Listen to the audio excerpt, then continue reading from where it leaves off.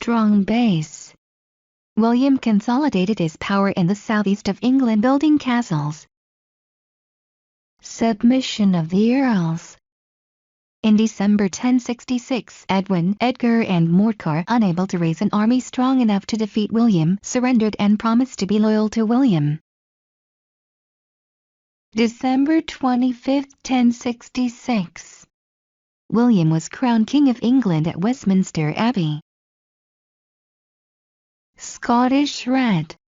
The Scottish gave refuge to Anglo-Saxon nobles and supported their opposition to William. Irish threat. Harold Godwinson's sons, exiled in Ireland, launched attacks on William's forces from their refuge.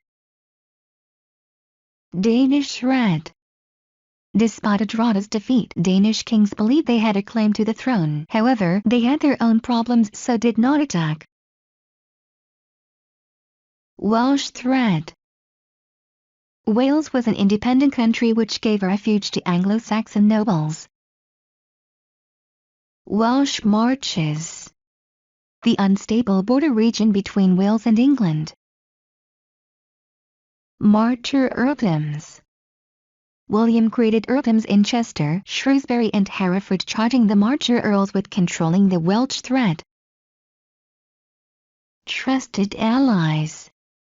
William gave his closest supporters Roger Montgomery and William Fitz-Osbern Earldoms in the Marches to prevent a Welsh invasion. Privileges.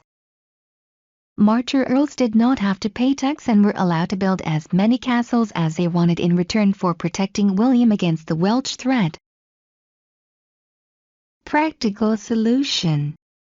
William did not have the money to defeat the Welsh, so gave land to close allies in return for them defending the border with Wales.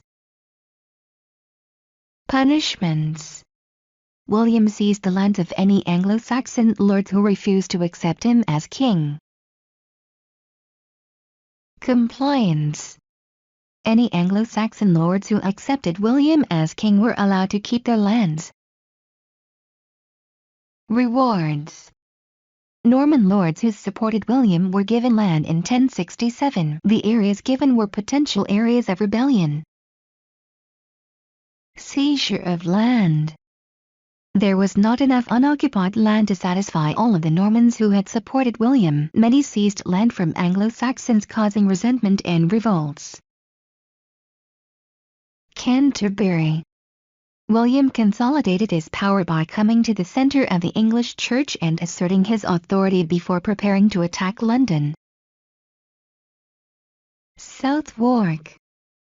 William's first attack on London was fought off by the Saxons. In revenge, he burnt this area south of London.